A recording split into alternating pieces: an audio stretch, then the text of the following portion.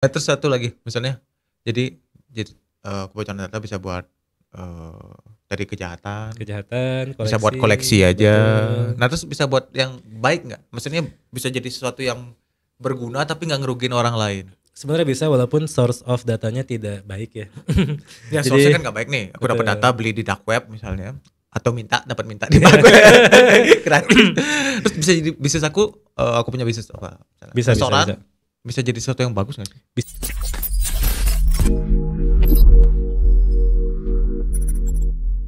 Halo Bang Jeff. Halo, assalamualaikum, apa kabar? Waalaikumsalam, Long luar time no biasa. see. Gimana nih Bang Ali nih mata jumpa nih? Sehat-sehat. Tapi kayaknya beberapa minggu terakhir nih lagi pusing ya. Pusing banget. Kayaknya ada berita-berita data bocor ini gimana Bang Jeff nih? Itu sebenarnya 2 tahun terakhir ya kita pusingnya. Data bocor semua ini Bang Jeff. Sebenarnya aku tuh perlu khawatir gak sih kalau data bocor gitu? Kita mungkin tidak perlu khawatir, tapi kita harus merasa insecure. Sampah. Sama aja. Jadi kan data bocor nih, kan masyarakat awam gak semuanya ngerti IT. Nggak kayak Bang Jeff semua ngerti IT, pernah nge-hack kiri kanan nggak? Waduh. Enggak ya. Dulu. Jadi aku nih data bocor sebenarnya aku tuh apa nih yang harus aku lakuin nih kalau data bocor? Data bocor yang pertama kita narik nafas, kita pasrah, kejadian lagi gitu. Oke guys, sebenarnya saya dari Sharing Vision, saya dari bisnis side-nya dari Sharing Vision, jadi mungkin lulusan dulu biologi juga manajemen IT. Dan tadi mungkin ya kalau teman-teman lihat di YouTube-nya Sharing Vision juga banyak sekali expert IT yang muncul yang sangat detail menjelaskan tentang data, security dan lain-lain. Hari ini kita coba lihat dari sisi bisnis dan umumnya ya. Ya betul. Jadi emang kalau kita data kita bocor ya, satu kita harus nerimo, pasrah. Karena ya apalagi yang bisa kita lakukan kalau sudah bocor ya. Loh ini langsung selesai podcastnya. jadi kalau data aku bocor nih, terus misalnya data apa sih yang bocor? Oke. Yang kemarin dulu, yang terbaru nih, apa namanya, Pusat Data Nasional, bener nggak? Waduh, kesebut. Sebenarnya itu ya bocor semua sih ya. Nggak semua, maksudnya dia kan banyak sekali ada puluhan ya dari institusi, instansi yang menitipkan atau mengoperasikan datanya di sana sesuai dengan arahan dari pusat ya. Jadi mungkin bisa jadi yang bocor banyak ya. Ataupun mungkin belum bisa kita klaim bocor ya karena saya belum lihat di dark web. Waduh. Oh. Soalnya Tarik dulu. Apa dia, Karena apa udah dia? kesebut. Waduh. Jadi dark web tuh apa sih, Bang? Dark Apa web itu yang pakai ini mode gelap? ya betul. Dark web kalau kita gini nih, kalau kita buka website hitam-hitam biasanya. Jadi Itu mah dark mode, bukan iya, dark web. dark web. Dark web itu apa ya? Jadi web yang nggak bisa dicari di Google lah. Biasanya kita Nggak bisa dicari di Google. nggak bisa. Kita harus langsung nulisin alamat spesifik ataupun lewat portal tertentu gitu ya. Oh, wah, luar biasa. Jadi tahu alamat spesifik dari mana? Dari Di kalangan hacker community Discord ya, di Discord. dari teman, sahabat, Discord kadang-kadang ada, atau kadang bisa dari ini ya, dari orang ke orang, sat gitu. Oh, gitu. Di situ banyak data diperjualbelikan. Betul, dan dark web tuh ada dalam banget ya, paling dalam tuh bisa masuk ke blockchainnya sendiri ya. Jadi kan masih ada dark web yang biasa, ada dark web yang on-chain dan lain-lain Ada yang makin on-chain udah? dahsyat. Berarti udah nggak ketahuan lagi tuh ya. Tuh mungkin kalau udah data-data mantan kita tuh dalamnya di situ tuh paling dalam. Oke, dari dark web udah. Terus jadi di sana data diperjualbelikan kurang lebih banyak. Di Dark sana web ada apa aja selain perjualbelikan data? sebenarnya ada macam-macamnya teman-teman, ada tempat kita belajar juga gitu ya sebenarnya. Oh, ada juga. Ada. Jalan tentang kutip IT apa tentu ya. Mungkin website buat orang-orang introvert mungkin ya. Jadi maksudnya yang tidak suka terlihat di publik, iya. itu kita punya wadah-wadah yang kita private lah di sana gitu. Oh, ada. Tapi tentunya ada jual beli data. Ya itu ada di sebagian para penikmat data mungkin. Penikmat ya. data di situ. Nah, terus itu kan data bocor tuh. Ya. Data kementerian apa kan banyak tuh katanya bocor. Yes. Nah, terus dari data bocor itu apa sih resikonya, Bang? Selain pelayanan terganggu pasti ya karena dia ada benerin server segala. Pasti pelayanan terganggu karena imigrasi lagi susah tuh apa gimana. Kita kan ada komunitas BIM juga yang Business Initiative Movement, isinya para pebisnis. Kemarin ngajuin OSS macet semua. Nah, kayak gitu-gitu ngajuin pasti. PT. Waduh. Padahal ada yang mau bikin PMA sama partner dari luar ya mereka akhirnya ya tertunda ya. Iya betul, tertunda. Sampai kapan ya sampai ini beres ya isunya sebenarnya. Ya. Nah, terus data yang bocor itu sama orang-orang yang mengambil tuh bisa jadi keuntungan apa, Bang? Biasanya sih minimal dikoleksi gitu. Kan kolektor aku pernah dengar itu. Kolektor data. Kolektor item, collectible item ya. Iya, misalkan 4 terabyte ini data dari bank mana. Gue punya nih, kayak gitu doang. 1 terabyte data apa gitu ya dan seterusnya, keren gitu. Kadang dipajang gitu di layar dia. gue punya ini loh, lu nggak punya kan? Itu bercandanya guys. Itu satu. Itu tapi beneran kejadian. Iya ada pasti. Sebagian yang kita kenal adalah kolektor data. Yang kedua Kejahatan pasti kan.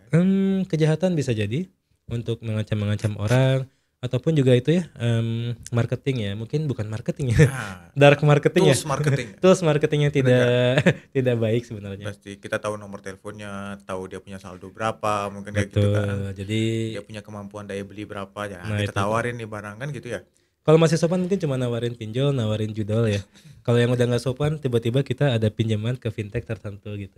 Itu udah kejahatan banget ya. Betul. Tapi yang makin rumit adalah gini, kalau kita minjem duitnya masuk ke rekening kita, tapi kita nggak tahu kita minjem dari mana. Terus ada orang ngaku salah transfer. Nggak ada yang ngaku. Jadi akhirnya ini pengalaman sendiri di salah satu mahasiswa saya Gimana di tuh? Bandung. Dia ketransfer tiap bulan 8 juta. Dia bingung nih dari mana duitnya. Ke transfer tiap bulan 8 juta. Betul. Selama berapa bulan berarti ini udah ya? Misalkan 6 bulan nih. Oh. Kan yang ngeri adalah nanti bunganya berapa nih.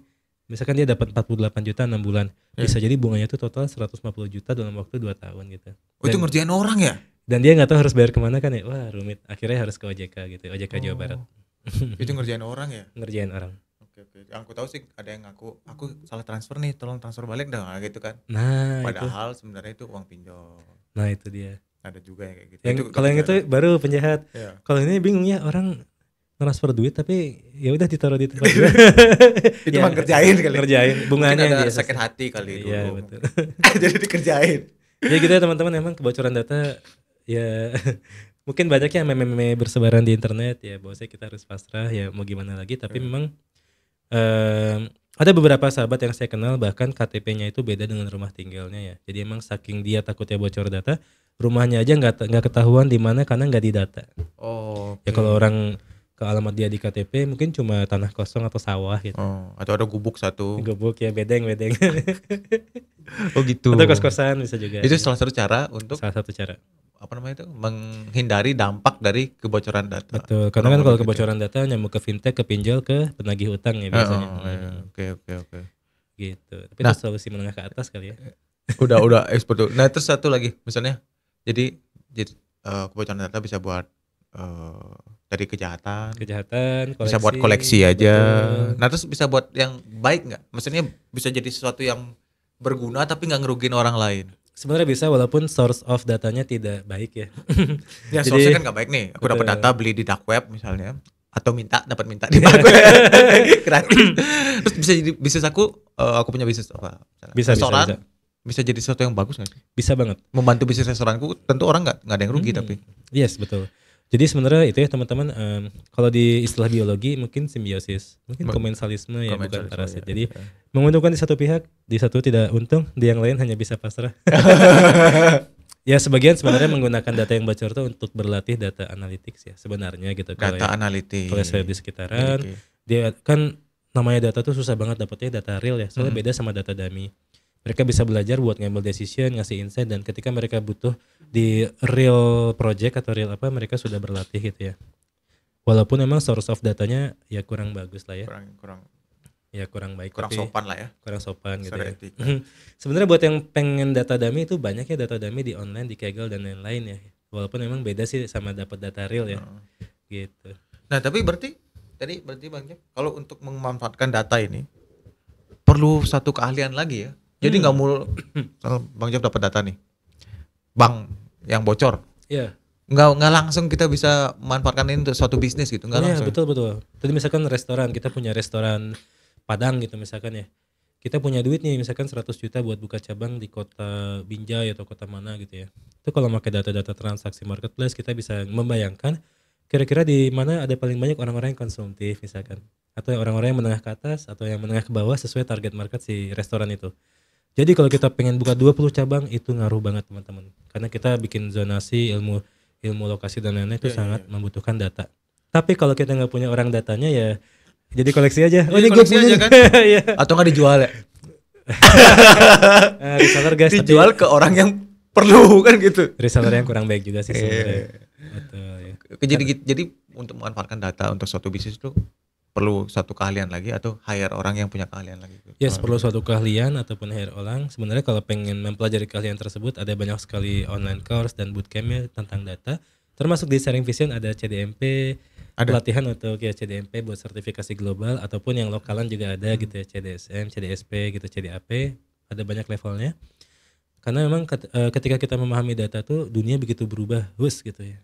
Dan kita nggak harus bisa coding teman-teman. Oh nggak harus bisa coding? Iya. Oh berarti gue bisa ya? Bisa dong. Saya juga nggak terlalu bisa coding. Bisa. Nggak Bisa, perlu pakai bisa. coding. Apa pakai? Basicnya apa? Excel. Excel bisa, Google Sheet. Sebenarnya teman-teman di awal tuh pakai Google Sheet ya, mungkin agak ya teman-teman startup yang unicorn tuh Iya, makanya iya. Google Sheet teman-teman. Karena seperti Tableau dan lain-lain tuh mahal gitu ya. Oh. Tapi emang kalau sekarang kalau bisa belajar Python sedikit lah, 8 jam lah spend buat belajar Python, ya bisa operasi-operasi dasar, selebihnya dibantu ChatGPT gitu ya. Jadi sebenarnya nggak harus bisa coding full ya, Ya betul. tapi bisa. Ya. Terus oke itu masalah data. Terus kalau Bang Jeff masalah hacking nih Bang Jeff misalnya. Waduh, Masalah hacking. Siap. Tapi sebelum nanya-nanya, Bang Jeff pernah nge-hack apa aja? Nggak pernah ya. Waduh disiarin. Dulu sih pernah, masa muda masih belum insaf gitu ya. Ya namanya juga ngejar. Dulu waktu itu saya ngejar skripsi ya teman-teman. Skripsi ya tentang remote sensing. Pada zamannya masih mahal banget datanya. Akhirnya ya namanya nggak punya duit, kita Masuk. mau lulus mau nggak nih, ya udahlah cari-cari cara gitu. Akhirnya ketemu caranya buat dapat yang free. Terus waktu itu saya juga mengabari ke pemilik portalnya atau websitenya, ini ada kebolongan di sini gitu ya. Kalau teman-teman kalau sebenarnya kalau hacking tuh ya mungkin istilah yang canggih untuk para yang bisa coding lah, seperti para expert IT ya. Karena saya nggak bisa IT, mungkin saya mencari dari pendekatan lain gitu. Pendekatan ya behavior gitu ya. Behavior tuh bisa juga social engineering. Kalau ini behavior tuh targeted behavior ke orang tertentu. Oke. Karena kan ya apa ya, semuanya ya manusia yang bikin lah bahasanya. Sekarang ya mungkin 10 tahun lagi nggak bisa nih. Dulu manusia yang bikin. Jadi Iya. dengan tahu kebiasaan manusia, kita bisa tahu celah untuk masuk. Betul ya, itu kan demi lulus ya. Ya sebenarnya nggak bagus banget, cuma kadang tuh ada white hacker ya. Itu juga sebenarnya ya apa ya? Cuma pengen ngetes ilmu lah kurang lebih Pak hacker gitu. Kalau Pengen lulus. pengen lulus ya. Karena perlu gitu, perlu Nah, biasanya datanya. mengabari gitu kayak pemilik websitenya. Oh ini ada ini, izin dong kalau boleh nih buat skripsi gitu. Kadang diizinin, oh ya makasih udah ngabari kebolongan platformnya gitu ya. Boleh sok dipakai tapi asal hanya buat skripsimu gitu. Kita bisa komunikasi kok. Oh gitu. Jadi waktu itu udah komunikasi gitu dibalas. Udah. Dulu juga pernah itu kan buat recovery password. Saya kehilangan akun Ganbon ya pada zamannya. Oke. Itu yang buat main tembak-tembakan itu, ya lebih lama lagi tuh waktu SMA. Ya itu bisa nembus juga. Waktu itu gampang pakai DDoS. Pakai DDoS. DDoS itu jadi kayak kita ngebom si website. Iya, terus Dulu karena saya nggak tahu DDoS, saya ngebomnya manual dan keluarlah si password itu di layar, ya sudah kita pakai. gitu. Ya kan dulu banget itu tahun 2000. Keluar passwordnya di layar. 2004. Cuma itu teman, jadi kadang tuh kebolongan tuh bisa sesederhana itu. Oh gitu. Bukan secanggih hacker, enggak, ini aku orang lewat yang ngerti coding, ternyata ada bolong juga. Ya gitu, kayak Istilahnya orang pintu lewat. gerbang lupa Istilahnya orang lewat istilahnya. Orang lewat. orang lewat, ada gerbang rumah, pintu lupa ditutup, ya kan? Yang iseng gitu belok. Tapi itu ya teman-teman, sekali lagi, jadi kalau punya rumah pastikan tutup gerbang, tutup pintu, karena zaman sekarang kalau di kota besar ada aja kan orang lewat ya. Jangan-jangan data kita bocor juga karena orang lewat itu sebenarnya gitu. Nah, menghindari Bang Jeff, menghindari kita menjadi korban tindak kejahatan akibat kebocoran data. Kan data kita udah pasti bocor lah ini ya. Ya. Indonesia kan Tokopedia udah bocor katanya, Bank Syariah Indonesia udah pernah bocor. Katanya nih ya, aku kan nggak tahu ceritanya nih. Berita-berita lah sudah menyebar lah itu kan. Sebenarnya kalau kita list ada semuanya udah pernah bocor. Udah pernah bocor. Enggak semua maksudnya, banyak gitu. Jadi kita negara open source ya. Ya negara open source. Iya, terus menghindari kita sebagai masyarakat Siap. terhindar dari tindak kejahatan akibat kebocoran data. Kan kalau dari sisi risk management sendiri ada namanya resiko karena insiden ya, kebocoran. Ada karena tidak comply atau ada karena kebolongan di suatu aturan di perusahaan gitu ya. Oke. Atau kadang-kadang biasanya karena ada yang di PHK, sakit hati gitu ya. Oh, ada juga berita tuh ya. Jadi buat teman-teman yang pebisnis, kalau ingin menghindari kebocoran data tadi, tolong jangan main PHK juga ke karyawannya gitu. Takutnya tidak terima. Dia sebarin tuh data perusahaan. Yang kedua, kalau sudah terlanjur bocor, menghindari akibatnya atau dampaknya, mungkin ya yang pertama kita mendefinisikan apa kira-kira dampak yang paling berat kalau kita bocor datanya gitu. Kalau buat saya duit ya, sama privasi tempat tinggal. Ya kalau buat saya gitu ya, gimana cara saya melindungi? misalkan kalau rekening pasti saya pisah si HP-nya gitu ya. Kita amankan gitu. Mungkin ya kalau zaman dulu ada saatnya di mana pasca bayar tuh mahal. Kalau sekarang mungkin pasca bayar ya menjadi salah Mirip-mirip lah satu ya. ya betul privacy kita, security kita ada di sana tuh ya mungkin ya. Jadi lebih baik pakai pasca bayar. Nah, bukannya mempromosikan pasca bayar cuma itu Kan banyak pasca bayar juga nggak dipromosiin. Kan semua punya pasca bayar. punya. Oh ya semuanya ada betul. Iya, Betul. jadi nggak Ya salah satu alternatif kalau tabungan teman-teman banyak. Kalau duitnya masih sedikit nggak masalah. kalau banyak mendingan simpan di satu HP yang Iya, nomornya pakai pasca bayar. terpisah dari WhatsApp, terpisah dari semua transaksi. Kalau emang buat naruh dana yang besar sekali, itu ya kalau saya lebih milih dipisah sih. Sebenarnya itu personal ya. Bisa jadi repot karena semakin secure semakin gak nyaman juga buat diri Oh kita pasti ya sendiri. kalau terlalu secure ya. Betul. Kita masuk aja kita lupa lupa password. Nah itu akhirnya duit kita nggak bisa diambil tuh. Karena terlalu secure ya. Nah itu. Terus apa lagi Bang? Itu selain ngamanin aktivitas telekomunikasi ya. Yang kedua buat yang sudah menikah amankan juga rumah tangga gitu ya. Jadi selalu buat yang para suami mungkin perhatikan istrinya, jangan pernah kekurangan bulanan ya. Soalnya banyak sekali ternyata kalau saya pernah bertanya ke bank-bank, yes, akun-akun yang kehilangan uangnya itu ternyata dibelanjakan istri atau suaminya dan sebaliknya. Oh. Ya karena ketidaktransparan atau misalkan suaminya gajinya 30 juta, bulanan istrinya 3 juta. Oh, sudah pasti bisa jadi terjadi hal seperti ini gitu. Itu di luar dugaan ya. Ternyata tidak semua kerugian itu karena kebocoran data atau hacking. Iya. Ternyata karena kita kurang transparan ya sama pasangan kita gitu. Ini agak di luar konteks sih. Tapi oke. Nah. Maksudnya jangan suudon dulu sama hacker teman-teman. Duit gue hilang nih pasti salah hacker. Padahal sebelahnya istrinya noleh. Oh. Ya gitulah. Itu. Terus apa lagi Bang? Menghindari kejahatan. Tindak kejahatan. Selain nggak ngirim OTP itu udah biasa ya, udah banyak iklan ya. Biasa. Kalau saya pribadi nggak pernah connect wifi. Jadi hanya ke ini aja HP kan broadband ya. Oh di tempat-tempat umum nggak pakai wifi? Di semua tempat karena udah cukup pakai ini juga HP. Kenapa Bang? Apa? Ya kan kelemahannya si wifi. Wifi itu kan data kita bisa bocor, bisa diambil orang juga kalau lagi sial, lagi kurang beruntung. Normalis sih enggak. Tapi emang itu ya, karena mungkin kalau saya kegiatannya hanya browsing, Google, ngetik ya cukup gitu. lah. Nggak ada terlalu film upload video nggak ada ya. Betul. Jadi pakai data aja. Cukup dan sangat murah zaman sekarang pakai data. Jadi wifi itu banyak yang nggak aman. Normalnya aman. Kalau kurang beruntung baru nggak aman. Aku ganti pertanyaan. Jadi Bang Jeff kalau lagi nyambung ke wifi di tempat yang ramai, Bang Jeff bisa ngambil data orang yang lagi nyambung juga. Saya berat ya. Bisa ya Tia? Jawabannya bisa. Bisa. Ya bukan Bang Jeff lah, seseorang yang jago. Dia lagi di bandara. Bandara kan ada free wifi tuh.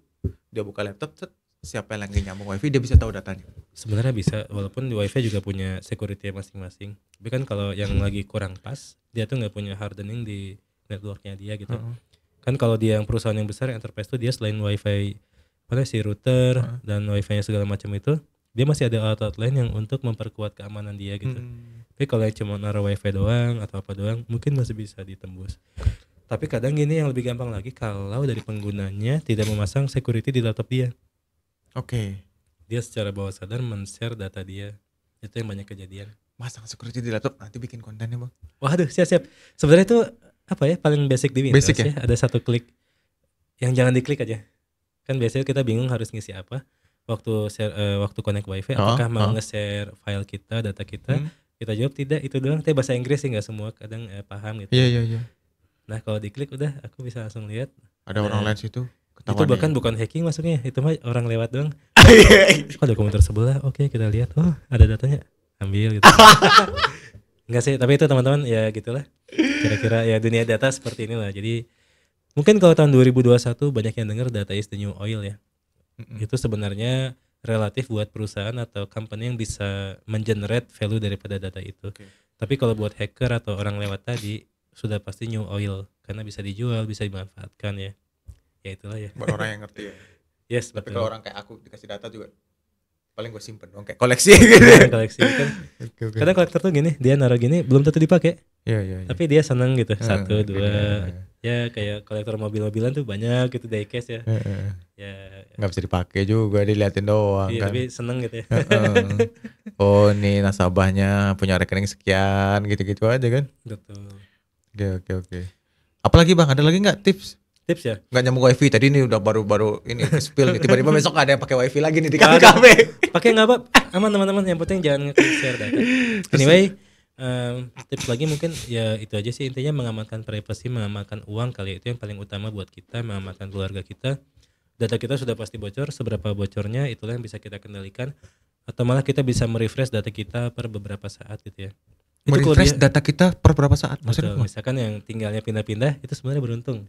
Dia bisa ngupdate KTP dia misal per 5 tahun update root gitu semua, walaupun bocor kan data dia udah berubah gitu ya. Buat yang sudah ganti nomor gitu ya. Ganti nomor bisa juga. Kan, itu susah orang lain susah ngontak. Kan kalau di WhatsApp ganti nomor, WhatsAppnya otomatis ganti sekarang. Oh iya, jadi sebenarnya nggak terlalu isu juga. Nggak terlalu isu juga, paling ke bank, banking ya. Nah, betul. Gitu ya. Jangan-jangan saya menduga ada di masa depannya ada salah satu pekerjaan baru yang muncul, yaitu data security specialist. Data security specialist. Kayak sekarang ada social media specialist. Oh, itu udah mulai banyak tuh. Itu kayak konsultan data buat personal kita atau bisnis gitu. Dia bakal ngecekin semua data kita, keamanan data, apa yang harus diperbarui. Berarti dia punya akses ke dark web. Enggak kan bisa cek, udah telur bocornya ini lo ganti kan gitu. Bisa. Tapi kadang dari Google ada itu Pak. Google tuh punya akses juga. Kadang dia memberikan rekomendasi ke kita untuk mengganti karena password kita bocor secara masif gitu. Ya. Karena saya sendiri kadang malas ganti password, itu berkali-kali diingetin sama Google tuh. Passwordmu bocor tuh, ayo diganti. Aduh malas nanti aja gitu. Nah mungkin jangan-jangan kalau ke depan ada perusahaan yang bisa dipercaya, dia banyak kliennya untuk ngurusin datanya orang itu, bisa jadi. Itu baru possibility ya, kalau ada teman-teman mau buka bisnis di sana, ya bisa jadi itu salah satu. Kayak mungkin teman-teman tahu Get Contact ya. Get Contact buat melihat yang penipu-penipu yang mau ngontak kita. Sebenarnya kan mereka menyimpan data telepon sedunia tuh, tapi dia bisa menjaga dan memang tidak mudah. Nah kalau kita bisa membuka di sana, itu bisa jadi solusi buat banyak orang juga gitu. Itu aja dah Bang Jeff. Oke. Mantap. Cukup. Makasih Bang Jeff sharing-sharingnya. Terima kasih banyak Bandung TV sudah mampir ke Sharing Vision. Ya, jadi mulai besok aku nggak connect wifi lagi. Waduh, connect nggak apa-apa. Kecuali wifi di kantor aku kali ya. Boleh gitu. Ya itulah teman-teman, biasakan membaca kata kuncinya. Sebelum klik apa? Ikra, betul. Sama kalau tidur HP taruh aja. Karena kalau nggak sengaja mencet sesuatu, ya kelempar ke website judi online. Saya pernah ketiduran lagi baca komik, bangun-bangun kok ada Optimus atau apa gitu ya, gacor-gacor iklan gitu. yang kepencet ya? Ya betul, padahal lagi ngantuk gitu ya. Jadi salah satu ya cara paling sederhana kalau tidur, taruh dulu HP teman-teman gitu ya. Kalau connect wifi, dibaca dulu dari wifi-nya ada apa gitu ya. Kalau ada notif dari Google ya diikuti aja gitu ya. Jangan takut ya, dengan teman-teman membiasakan diri mengikuti petunjuk dan apa yang harus dibaca, itu udah sangat melindungi teman-teman sebenarnya. Okay. Gitu. Nice. Oke, ada closing statement dari Kang Alit? Nggak ada, pokoknya mulai besok kita ganti alamat KTP. Waduh. Sama nggak connect wifi dan pakai nomor pasca bayar. Bener nggak? Siap. Banyak banget itu ya, kembali ke teman masing-masing. Yang penting semoga semua teman-teman aman dan nyaman dalam kehidupannya di era kebocoran ini. Semangat buat yang lagi mengatasi kebocoran dan lain-lain. Iya, semoga sukses dan segera normal lagi. Terima kasih banyak. See you. Sampai jumpa lagi.